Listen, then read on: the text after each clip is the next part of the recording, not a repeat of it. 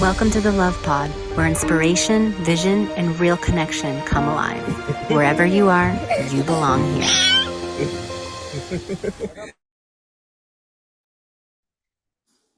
Hello, hello, and welcome to the Love Pod, everyone. Today we are joined by a beautiful friend and a special guest who we got the pleasure to know when we were living out on Vancouver Island in the Comox Valley. Shannon Donohoe-Simpson, welcome. I remember I remember the evening we met, actually. We were invited to a potluck dinner at Mike and Carolyn's, and we actually had the pleasure to sit at the same table and get to know you more that evening.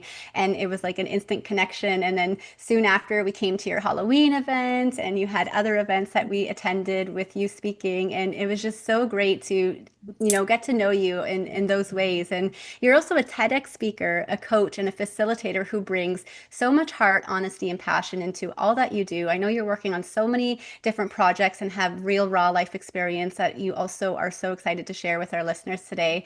And your topic today is centered around finding beauty in the breakdown and choosing joy on the other side of those hard moments. So we're so grateful to have you here. Welcome. Thank you so much for having me today, Julia. Seriously, I'm so excited to be here. So for those listening, and perhaps don't know you, how would you describe who you are and the work that you do? Oh my goodness. Who I am. I think as I'm stepping more and more into this new version of myself, well, remembering who I am, joybringer is what I'm reclaiming. And that hasn't come easily. I think there has been a lot of heartbreak and a lot of opportunities for growth and reflection and a deep dive into just really finding out who I am. And yeah, this idea of joy, I think it's resonating for me so deeply. I was listening to a podcast the other day, and Brene Brown was talking about how joy is one of our most vulnerable emotions. And that really hit home for me in like such a deep way. I was raised in a house where we were to be seen and not heard, do what we were told, be a good little girl. There was not a lot of emotions allowed to be expressed. And so, and again, I don't think that's typical for just my house. I think a lot of households were like, lift the rug, sweep it under. And so when you experience a lot of, suppression and not allowed to, even simple little things like dance or be funny, and it's like shut down constantly, there is this fear of feeling joy. And what if I'm gonna be seen? Or the other side of that is, what if I experience joy and it gets pulled away again? And so it's like this little trepidation. Oh, I'm gonna feel joy, but oh, what if it gets taken away again? So maybe I'll just stay here and, just like stay in the what I know. And so yeah, I am so excited to be the bigness that I am and feel the joy and give other people permission to step into that joy and who they are and what they're meant to bring to this amazing planet that we live on. And I do believe that by being our authentic selves, we encourage others to also step into their authentic selves. And like we were just talking about earlier, like just do what you love, follow the joy. Follow the joy and watch the doors literally open constantly. And so that is my mission, to follow the joy, let joy be our compass. And yeah, that can feel a little bit vulnerable, especially, when you've grown up in something so different.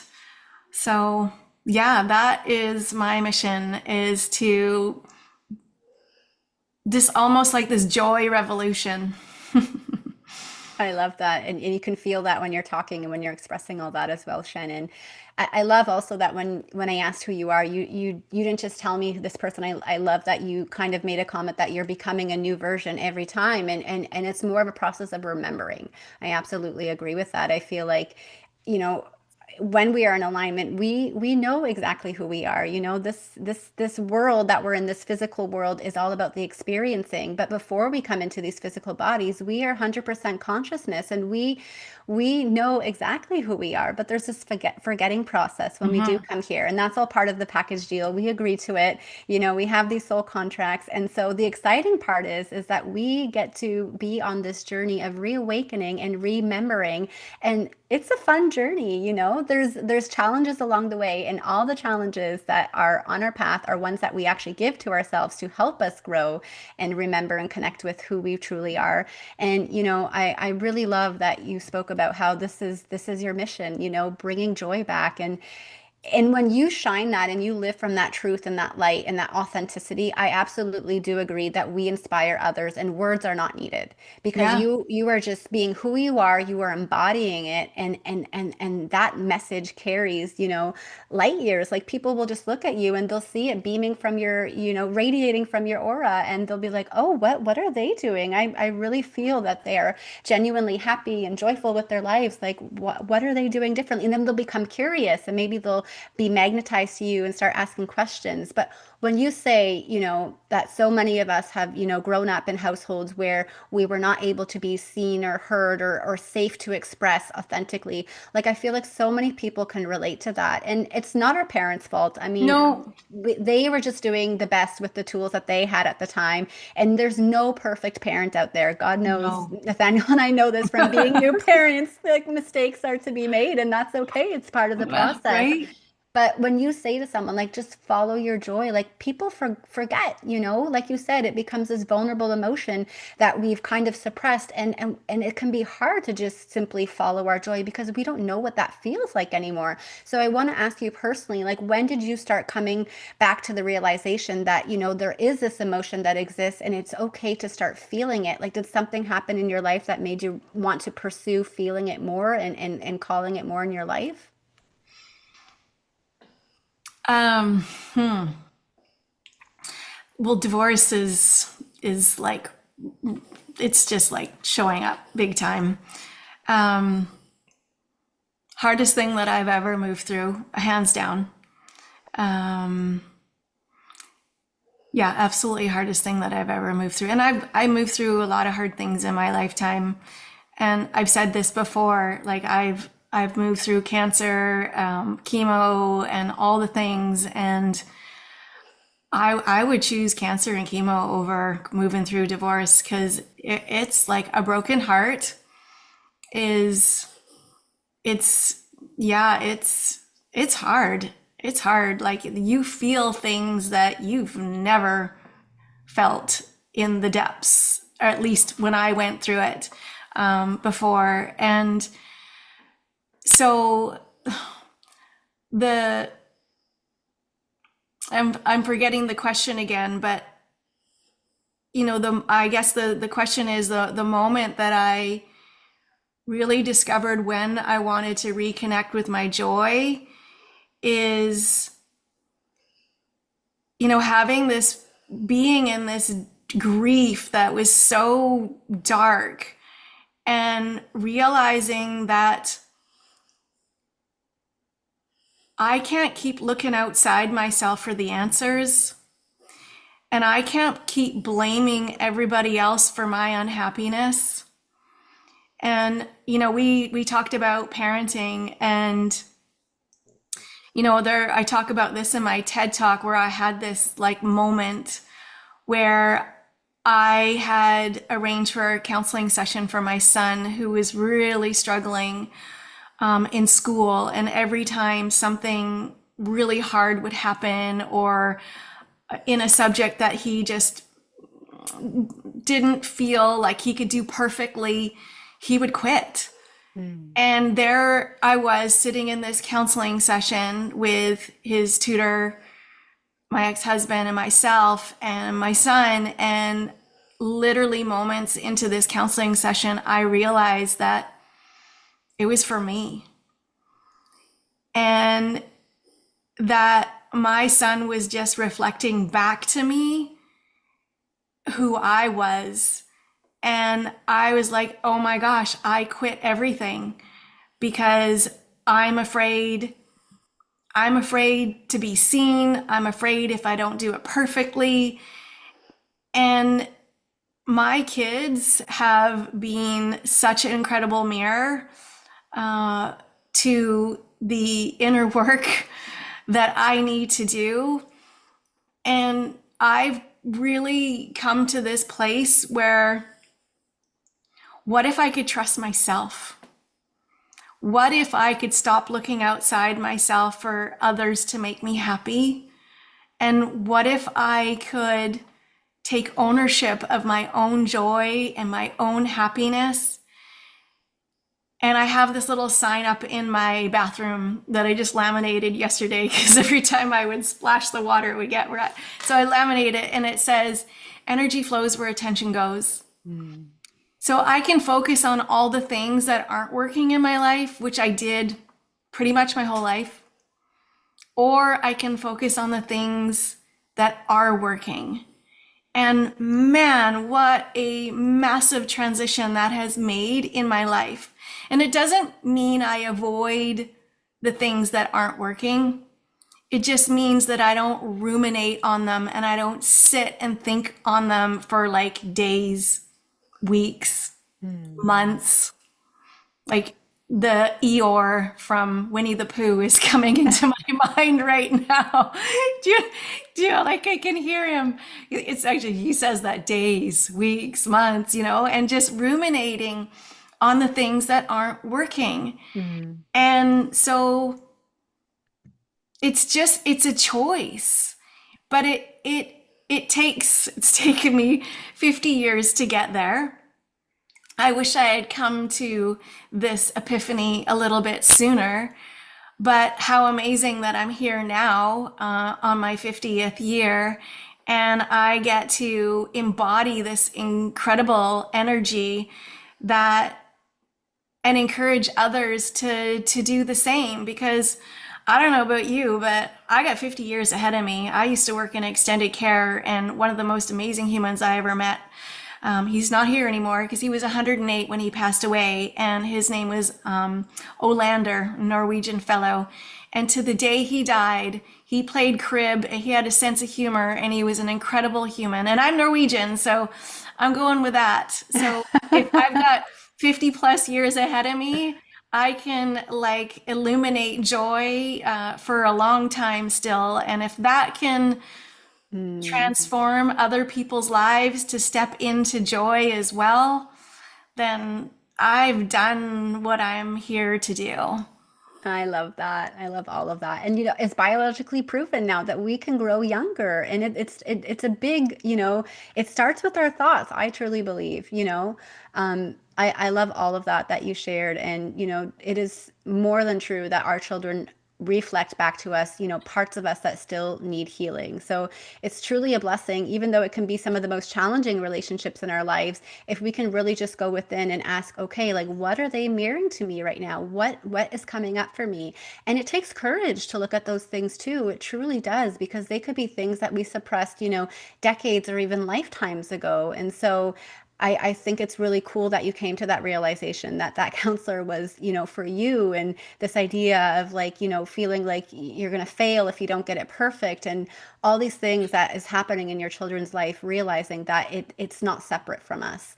And I love the quote that you said, because I talk about that one all the time. Where your focus, where your energy goes, focus flows. It's so funny because I was having, no, where your focus goes, energy flows. So when I was in the shower this morning, it's very rare that I get to have like a shower without interruption with a little girl. And so I was really looking forward to it. But when I was in there, the water pressure was so low. And I was just like, oh my goodness, come on, man. Like I was just so bummed about that.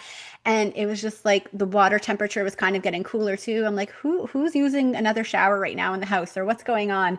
And then I just realized, okay, I'm focusing on the negative right now. Let's flip that. And I switched in an instant. I'm like, I'm going to just be grateful for the little water that is coming out. And as soon as I switched that thought, it started like spraying on me so much harder. And I just started Oh. laughing, because it just was, again, a sign that it's so true. Like, we have the power to make choice.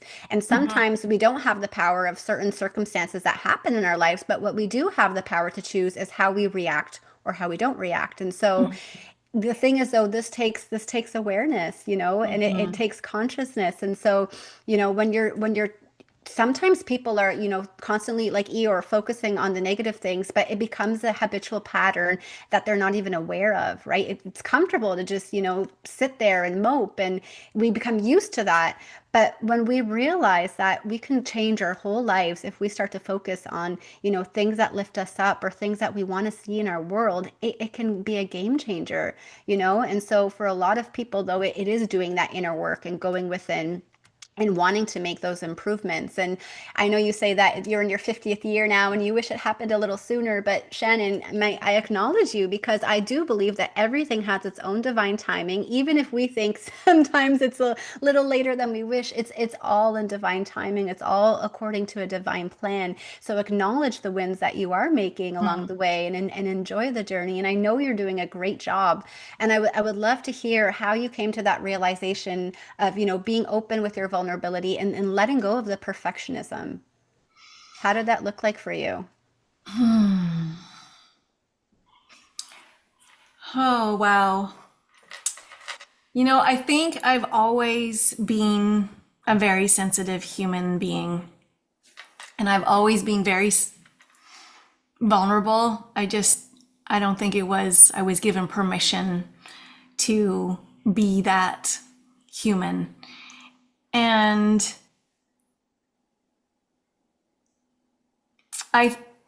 one big transformation in my life, I had the opportunity, and I spoke about this just recently when I just did a podcast with Kid Carson, and I did a psilocybin journey. And, maybe some people don't have a lot of knowing about psilocybin and how that can be used in a medicinal way. But I was at a place in my life where I wasn't sure that I wanted to be on the planet anymore. I've been through a lot of childhood trauma, moved through a lot of things with my family, everything from anorexia to anxiety to autism to PTSD. And I was just feeling like there was just so much that I didn't know if I could take on anymore. And so I ended up doing this psilocybin journey. And I kind of had this story in my head that we were going to like walk through the forest, and it was going to be this like, fun, frolicky little thing. And it wasn't that at all. It was going to this beautiful woman's home and literally climbing into a sleeping bag, putting on an eye mask, and like going within, so deep within, and moving through just so much that I had held on to in my life, that I came out of that experience. And the biggest takeaway that I had with that was that I had lived with anxiety my whole life. And my kids, I blamed them for my anxiety. I pointed the finger. I was certain that they were causing me all this anxiety. And in that moment, I had this massive epiphany that actually my kids were reflecting back my anxiety to me. And it literally stopped me in my tracks and obviously brought me a lot of grief in that moment, because I wanted, again, to point the finger at everybody else for things that I wasn't taking ownership for. And so I'm forgetting exactly what the question is, because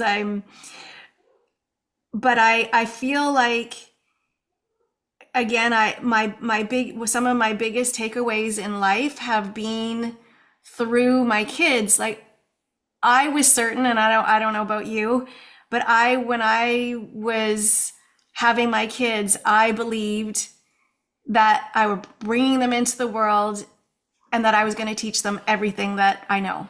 Mm-hmm. And then all of a sudden I was like, oh my goodness, it's actually not that way.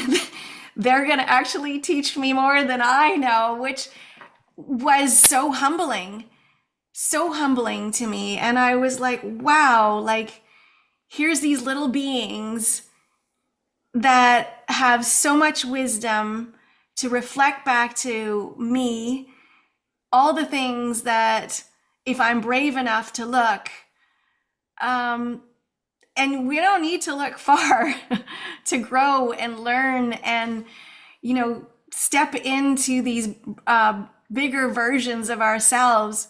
We don't have to look far. It's right there. It's right there. And, I resonate so deeply with you as you speak about this motherhood journey that you are on. It is the most incredibly humbling, beautiful opportunity to grow. And man, I really wish that I had known more when I had my kids. Like, I wish I knew what I know now when my kids were, but I guess that's not how it's supposed to work, right? I'm going to be the most incredible grandma if my kids ever choose to have kids. Like, I'm going to be the best grandma on the planet. And I think the hardest thing for me will to be like bite my tongue when my kids are parenting and not jump in to tell them what to do. But yeah, it's just, I feel like I continue to be humbled. I continue to be humbled over and over and over again. And I think what's showing up for me is letting go of being right. Like letting go of control. And back to that self-trust again. Like, there's just so much wisdom when we can let go and like follow the joy and not need to know what's happening next. I have spent so much time in my life worrying about the past and what I did wrong and what I could have done better, and then worrying about the future and can I control it and all the things. And what if I could just be present here right now? And how freeing that is. Like, actually, I can like feel myself being emotional because I've literally spent so much of my life worrying about things that I wish I could have done different, and fixing things, like wanting things to be different. And what if I could just be here in the moment and feel all that life has to offer?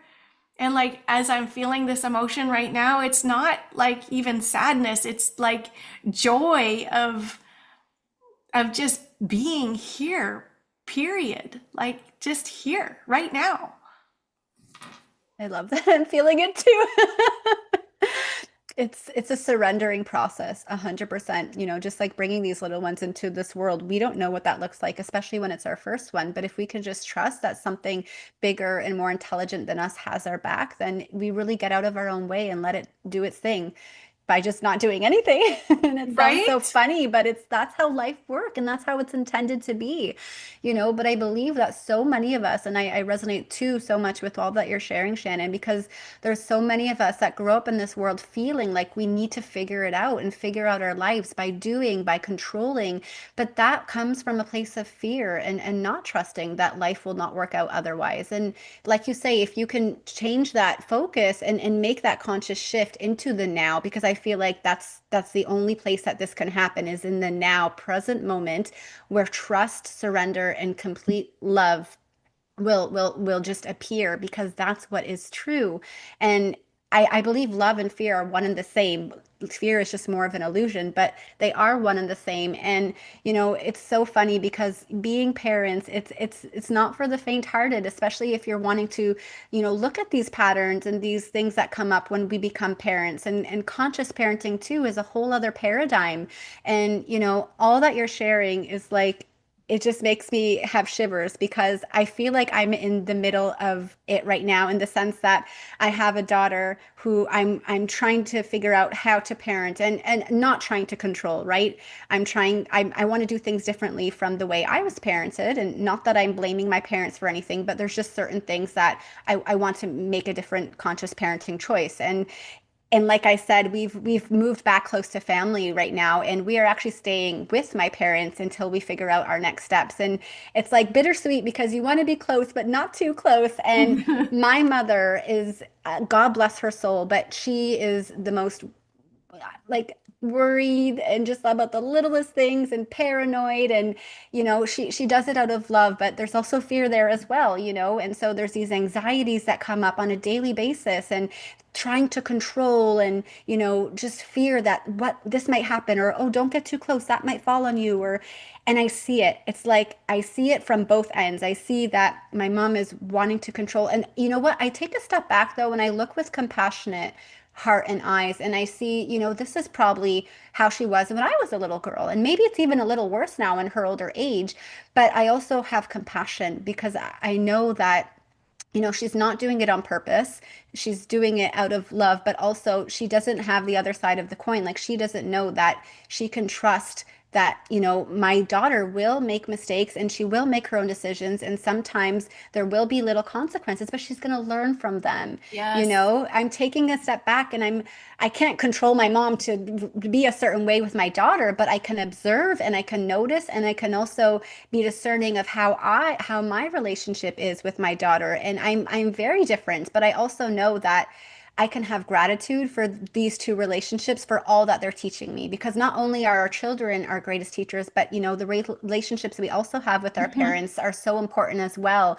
And it's so funny because sometimes these are the most like close but also challenging relationships in our life, and we choose these people because they will bring out the deepest and darkest parts of us that need healing, and so we have to look at them with gratitude. And I'm really curious to know, because you're going through all this transformational inner work now, in your later years in life, and I'm just curious to know, how is this changing the relationship that you currently have with your children? Oh my goodness, such an incredible question. I feel like the more that I soften, the more that I reflect on myself, the more connected I am becoming with my kids. And I'm very aware that I parented through fear, a lot of fear. And when I reflect back, and I see my kids and how they move through the world right now, there is part of me that wants to take on guilt. My daughter has a lot of anxiety, and my son has a lot of fear. And I can't help but to go, man, I like pass that down. but I also trust that they're on their own journey. And the old me would try to control them, to guide them. But what I've learned is that actually the best way to support them and love them is to love myself and to step into who, oh, I'm going to be emotional again, to step into who I am. And through me thriving and me living a life of joy, that can give them permission to do the very same. Like, it is unbelievable as I move into this new version of me, how I'm seeing my kids transform in like little, not ginormous yet, but like I see it. And I'm not even doing anything except loving myself. And it's literally as I transform myself from the inside out, my outer world, including my kids and the relationship with my family and my parents and other relationships, is transforming as well. And it's such a different perspective to need to fix everything outside of ourselves. And when we can take that energy and put it back here where we do actually have control in how we love ourselves, how we react to situations, how we can, you talk about compassion for the other people and in our lives. And I have relationships within my family that are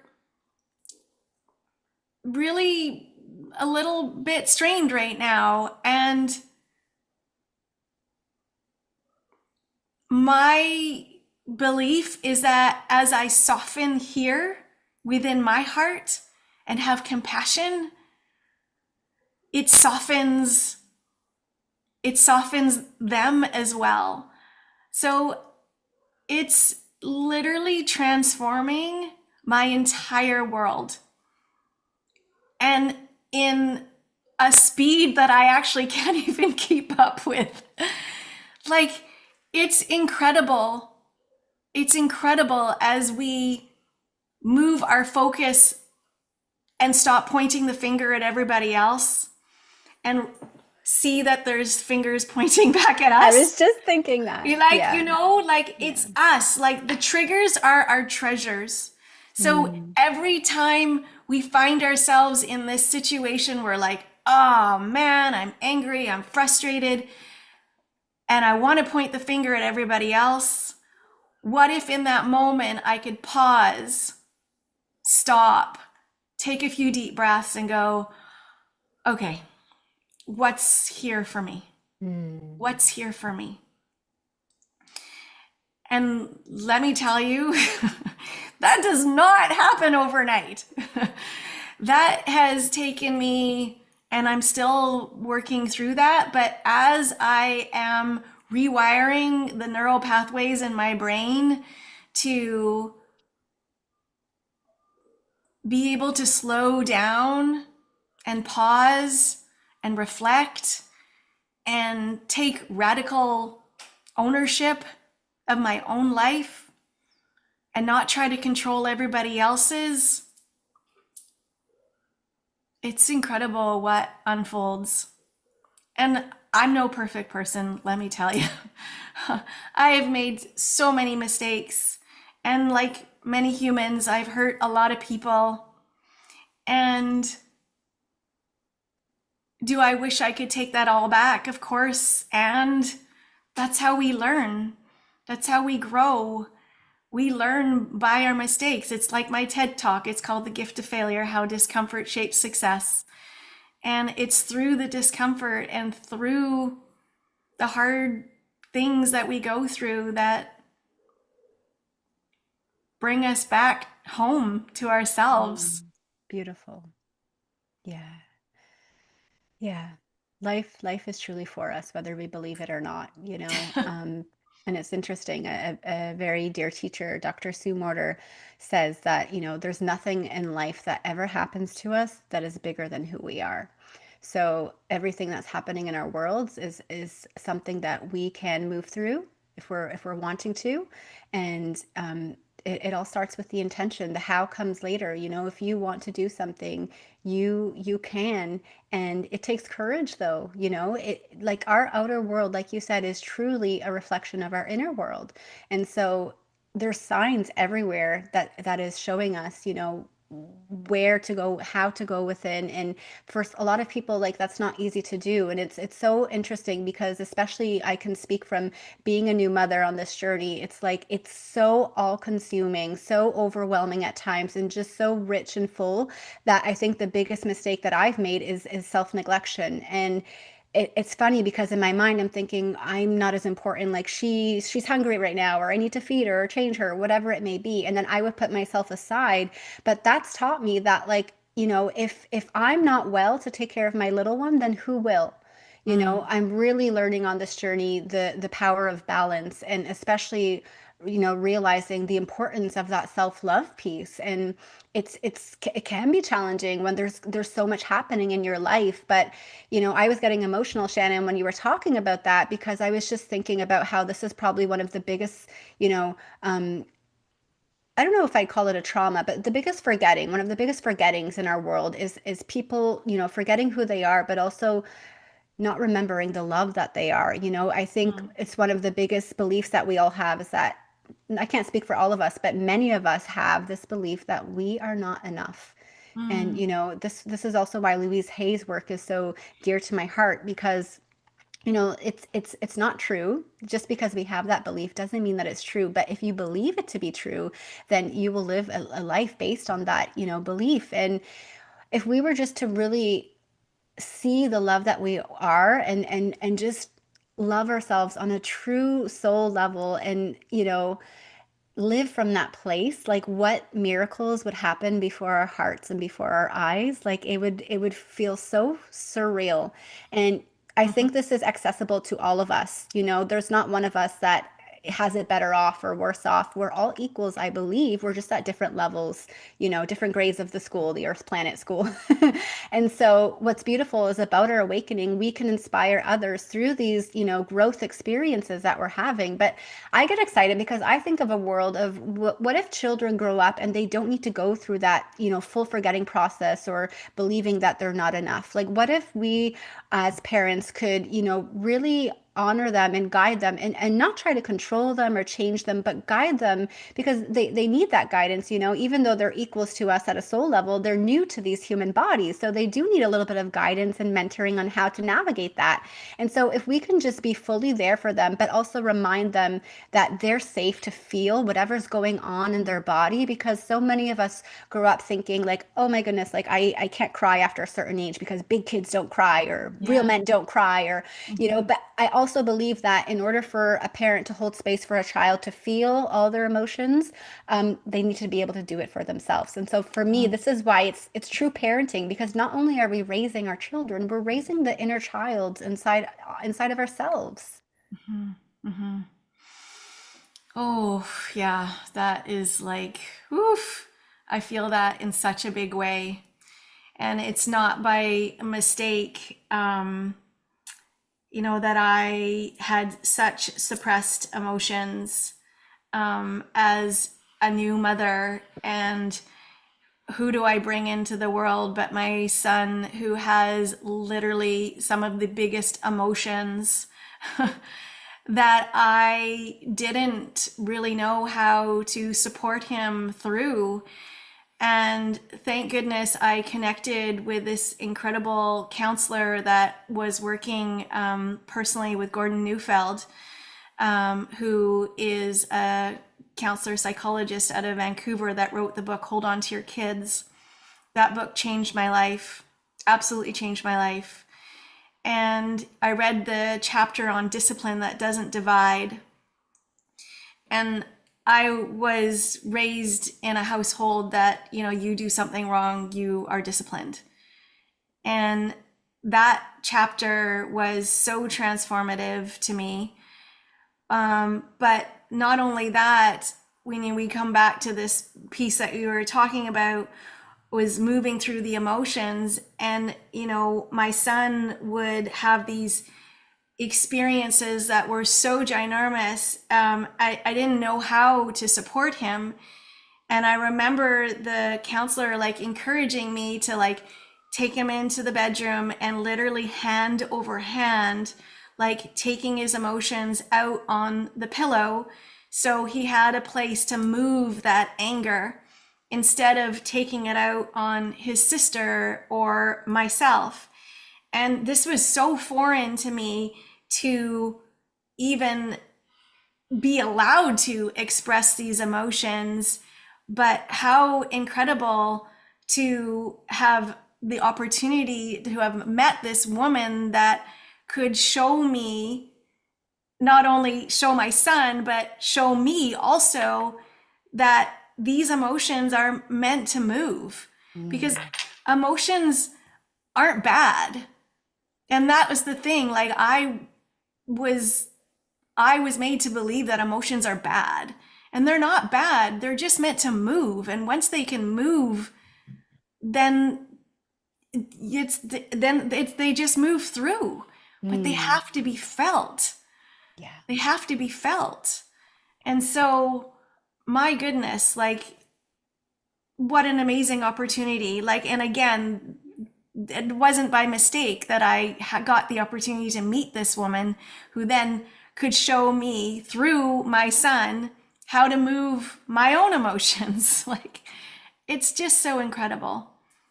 I'm curious to know also some strategies that maybe other parents could help help them navigate, because it's such a big deal. And I like to think of it too as when those emotions are arising in them, it stirs something inside of you that's unresolved, right?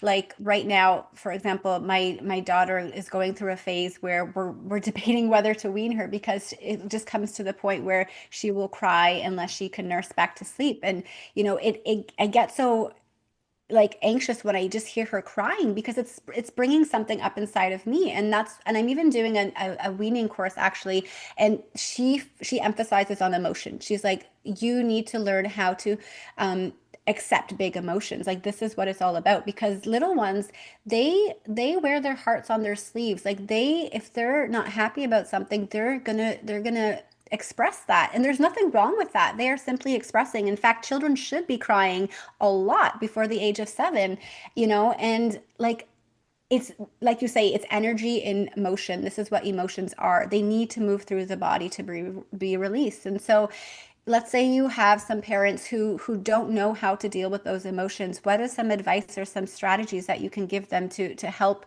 navigate, maybe like your son, a child who has these big emotions that are coming up for them? When I think back to those moments, I would say what's downloading right away is just acknowledging the emotion. I notice that you're frustrated. I can see that you're upset right now. Growing up for me, again,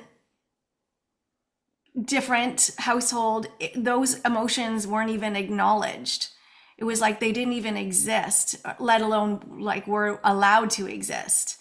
And so for me, it was a relearning that it's okay for them to have those emotions. So just even saying it out loud, and I remember my kids, they were like, "Stop it, Mom, stop it."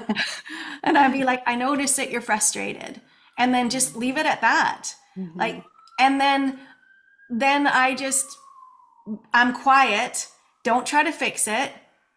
And then it leaves this little opening for them when they're ready to say, "Yeah, Mom, I really am frustrated and this happened today." But if you don't acknowledge the emotion, and then you try to jump in and go, "What happened today?" Then they just shut down. So you can just notice the emotion and then shut up. And just allow for the silence, which a lot of people, including myself, silence can be uncomfortable. And just allow them to just be in the silence. And if they want to share what happened, again, this is when they're a little bit older, gives them permission to say it out loud. But there's just so many different, like that book by Gordon Neufeld, absolutely hands down one of the best parenting books that I've read. I mean, there's so many great parenting books out there, but I think a lot of, for me, parenting is a lot of self-reflection, an opportunity to really self-reflect. And there is another book, How to Talk to Kids So They'll Listen, and Listen So Kids Will Talk. Such a great book that was given to me by, I think it was written in the 1970s. Oh, wow. But again, it's just so great to just give that silence there for the kids to just feel like, okay, mom just said, like, she's heard me, like, I'm frustrated. Or even if they're like, oh, I notice you're really happy today. And then give them that space to like say what's on their mind, but not in a way where it feels like I'm trying to control them. I don't know how to express that. I mean, my kids are almost 18 now, and I feel like it's so many shifts have happened in my life. And you know, with my son being on the spectrum, he requires things to be a little bit different. I feel like if I am too much checking in on him all the time, he just doesn't like that. I feel like there's radio silence. And so I just send him little messages like, I love you. I hope you're having a great day, and just plant the seeds. And I know that eventually when he's feeling really good and wanting to reconnect, that will just unfold. And so not in a way that he's feeling like he's being chased, just in a way that I'm holding space for him to just to be who he is. Yeah, exactly. So I don't know that I have a one-stop shop for parents, but I just think that having the courage to self-reflect and allowing kids to feel those big emotions and acknowledging them. Yeah. Well, I think it's beautiful, all that you said. And, you know, it's not always taught like how to hold space. A lot of parents don't know how to do that. And, you know, it is really going within and knowing that like in their own time, they will come to you if they know that you're there when they're ready.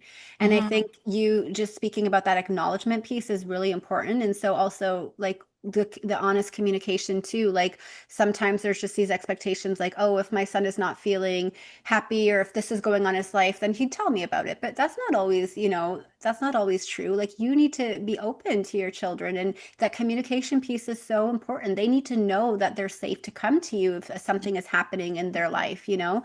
So I really appreciate the advice you gave of like not trying to push it out of them, but let them know you're there. If they want to talk, you acknowledge that they're feeling this emotion, and whenever they're ready, they can come to you at any time, you know? And I think another really important piece that you touched on, Shannon, was the listening piece. Like we really need to listen more than we speak. And sometimes that's hard for some parents because they think they're older and have more experience, they have it figured out more. But sometimes a child or a teenager, they just need to be heard. You know, there's so much going on there. And even as little ones, like they're processing so much, you know, and sometimes they don't even know what's going on, you know, it takes time.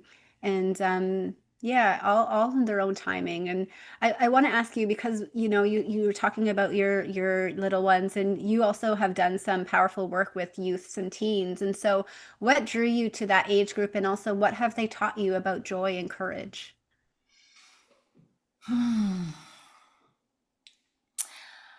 I think what's really on my heart as you ask that question, and thank you for that beautiful question, is that I wish I had the opportunity to know what I know now when I was a teen. And part of that is the self-reflection. The other part of that is the emotional intelligence. But the other part of that is, oh my God, there's so many things. Like I think about failure, like it's okay to fail and it's okay to not know. Mm. And the other thing that jumps out for me right away is it's okay to ask for help. Like we're not meant to do this alone. Nope. And so many people have this fear that if I ask for help, that I'm weak. Mm. And we're not weak. We're not meant to be this independent, I got it, I can do it myself. We're not meant to do that. Just like you moved home to be close to your family, so you don't have to do it alone. The nuclear family model does not work. Right? I tell you that motherhood for me was lonely. So lonely. And, Yeah. you know, I lived, you know, when we moved here to Vancouver Island, I lived at a dead end street on 3.5 acres by myself with my 2 kids, with my ex-husband that went back and forth to the mainland. And both of my kids, not super social. So you meet a lot of the people in your community through your kids and the different, you know, groups that you belong to. Well, because I was at home with my kids all the time and they weren't super social, I wasn't connecting with a lot of people and it felt really lonely. So you know, back to your question, I wish for all teens to, you know some of these incredible things earlier in life. And, you know, I know that the teens, like I'm not doing the Masterpiece Magic program anymore. And there's other incredible things that are unfolding in my life. But I know the teens that went through that program, their lives were transformed, absolutely transformed, just by being able to ask for help and knowing that they don't need to know and have all the answers. Like we talked about that earlier, you know, whether it's teens or adults or anyone for that matter, like, again, it's like letting go of that control and trusting that as we take each step forward, that there is something greater than ourselves that is guiding us and that we are taken care of. Truly, truly. And so just trusting the intuitive nudges. Mm-hmm. And, you know, I was brought up in this mindset that our busyness is our self-worth. And what if we could give ourselves permission to slow down? And what if in the slowing down, we could actually hear the downloads of what we're really meant to do on this planet? And then things literally unfold effortlessly in a speed that we can't even register. Like, it's just so incredible. Because again, I grew up with this idea that being busy is the answer. Mm-hmm. And being busy, and the more that I can do and the more that I can, then I'm worthy. The more money I could make, the more money in my bank account, then I'm worthy. But what if none of that all matters? What if, like, we are like full circle here and talk about following the joy? Like, what if that's truly what matters? And so that is what I want to say, is that for the young people on this planet that are unsure of all the things that are going on in social media, and it feels like so big, and the news and the overwhelmingness of the phones and the all the apps and like it just feels like so much. Yeah. What if we could just turn it all off, go out into nature and just be and find within that joy that is here? Like, it's not about being busy. It's not about, following the next craze. It's about what's true to me, what makes me happy, what brings me joy. And it's not about being like everybody else. No. It's not about and I can only say this because I've done all this. I've wanted to be like everybody else. I've all the things. Yeah. And we're not meant to be anybody else except ourselves. And so for my message for any of the young teens out there is be yourself, love yourself, follow the joy. You don't need to know, and it's okay to ask for help. I love that. Let's just let that soak in a moment. So well said, so heart-centered, so in alignment with what's true. And I find it so ironic. First of all, thanks for that, Shannon. I really acknowledge all that you shared and appreciate you being so authentic.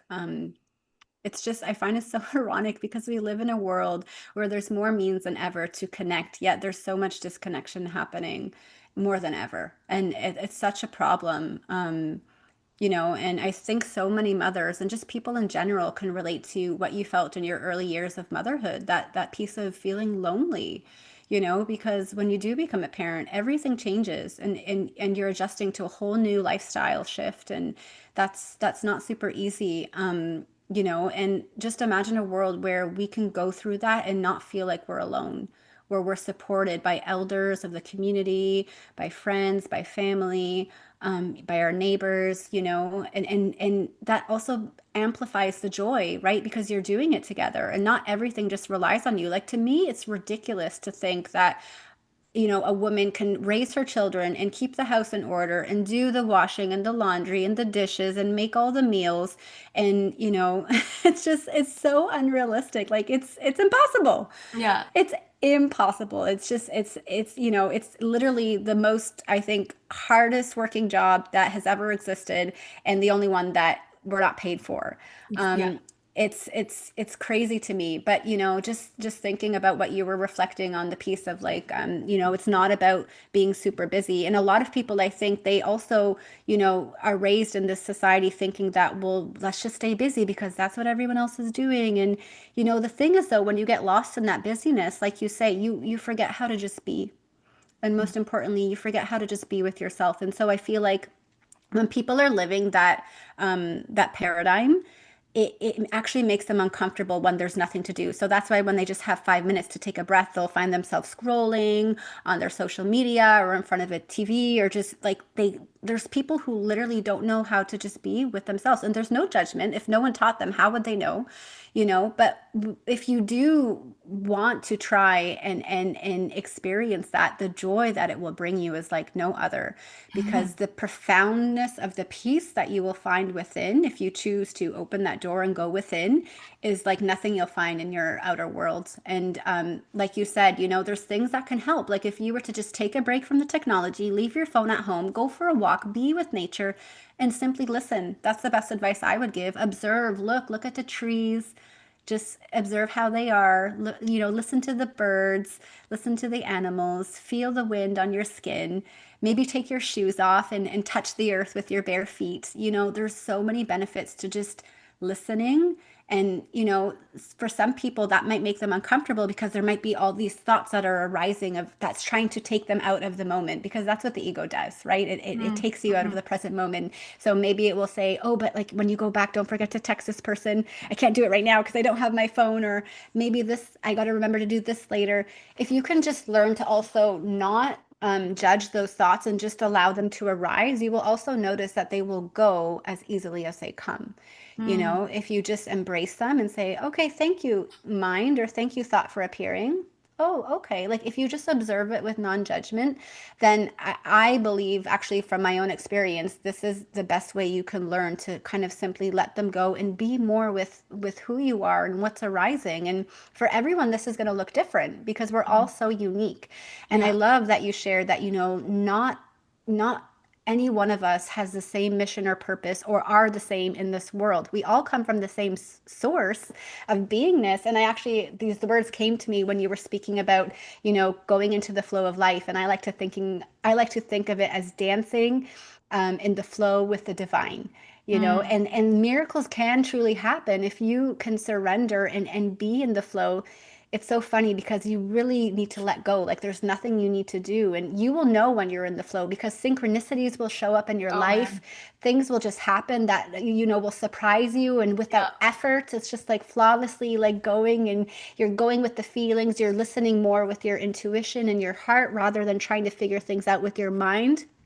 And I just want to say to all the people out there, there's no one else you need to be in this world except you. And I understand that's hard when we grow up in societies where we're told that we're maybe not going to be accepted or as well liked if we don't have this, financial status or this success or that. And, I'm going to share from my own personal experience, coming back here. I'm closer to family now, and I have one grandfather who is left. And I was visiting him with my daughter, Luciana, the other day, and he brought up this topic of my Nathaniel's life. And he's like, Julia, I got to ask you, what are you guys doing with your life? You have a daughter. You're currently living with your parents. You don't have any plans to get a real job or go buy a house. Like, look at all your cousins. Look at your brother. They're married. They have a house. They have jobs, and their children are going to daycare. He's like, why can't you just be like everyone else? And I was like my grandfather is so old school. He's like fresh Yeah. off the boat Italian, and super super old fashioned thinking. And Hmm. in his day and age, he became successful because he worked hard, and it was so different back then. Like you had to work hard, and now times have changed so much with technology and all that. Our paradigm shift is going through. And I just looked at him, and maybe he'll never understand, but I'm like, no, no, I don't want to be like everyone else. Yeah. And that's okay. And it takes courage, though. It does Hmm. take courage because Oh you're going to man. no longer be following the herd. Hmm. It takes courage to walk your own path. And like you say, take that step, trusting that the path will appear. Yeah. Truly. Holy, I relate to that so deeply. Oh my goodness. Yes. Yeah, no, my family does not understand my path right now. And there's been a lot of, I guess, for the lack of a better word, just misunderstanding or judgment around not, I'm not following the typical path at all. And I don't want to. I don't want to at all. But the synchronicities and the effortlessness and the joy and the incredible opportunities that keep showing up because I'm choosing my path, not what everybody else wants me to do. Like it's the synchronicities and the amazingness has happened so many times now that I know that I'm on the right path. Like I know I've get so many signs that no, this is where I'm meant to go. Like whether other people think that's what I should do or not, I'm on the right path. And when you have that certainty too, people like who are telling you otherwise, they won't get to you. And I think this was such an important lesson for me too, because my grandfather was so intense in the sense that he made me cry. But I was reflecting and I was having gratitude because I'm like, you know what? Thank you. Like in my mind, I was thinking while he was somewhat yelling at me, I was thinking, thank you, no, no, for playing this role right now in my life and reflecting back onto me, perhaps my fears, but also for reminding me not to give up.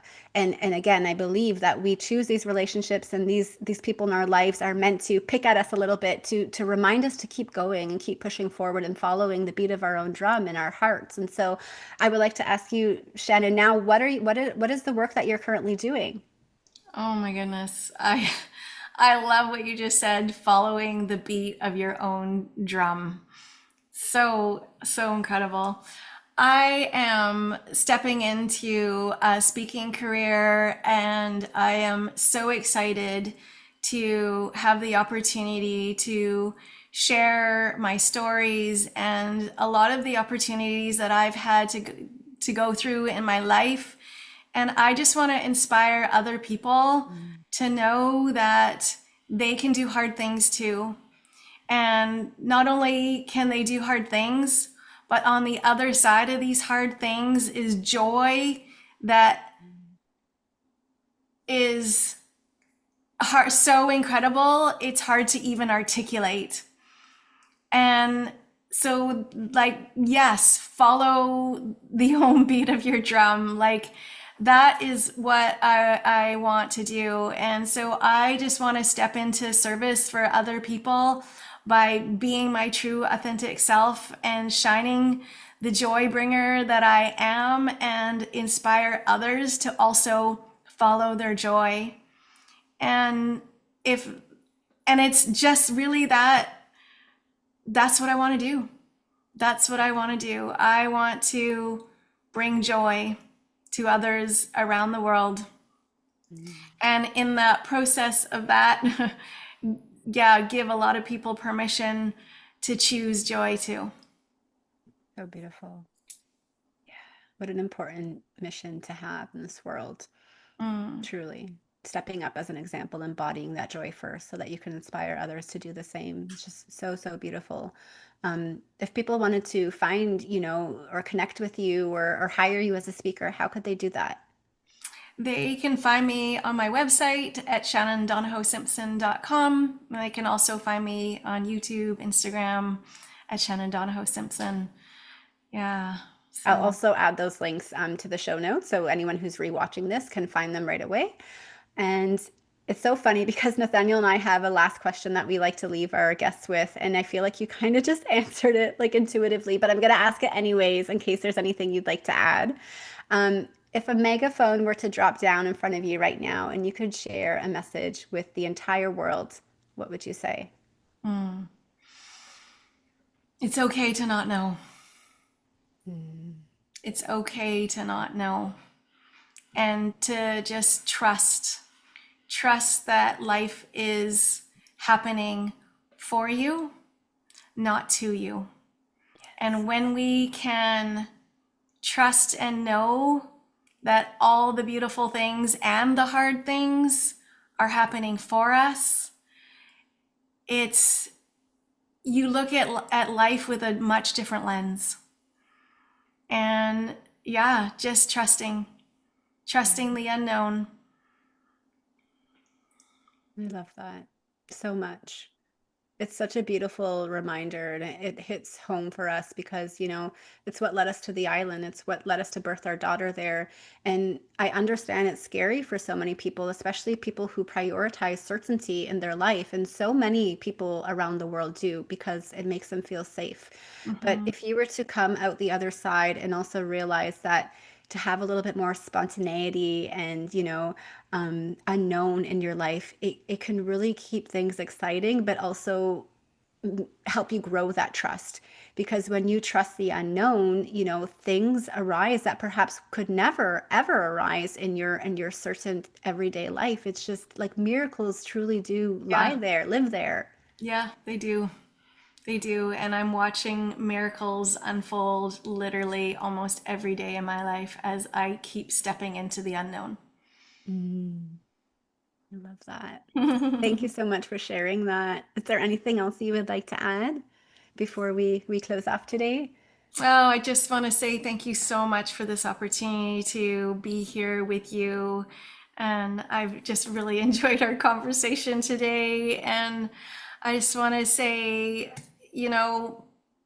kudos to you for all the amazing things that you and Nathaniel are doing on this planet, and just keep doing this and sharing your message. The world needs you.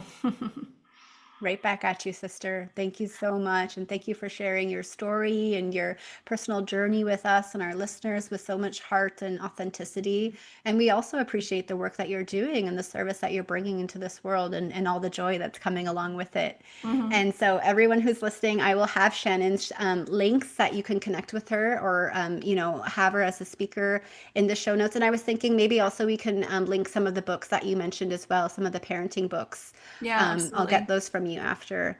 And yeah, thank you to everyone for being here. We're just gonna invite our daughter to do to say a little farewell. So if we'll just sign off a moment here with our videos and audio, I will do that. Thank you. Thank you, Shannon. Thanks for watching. You say ciao ciao. Bye. I love you so much.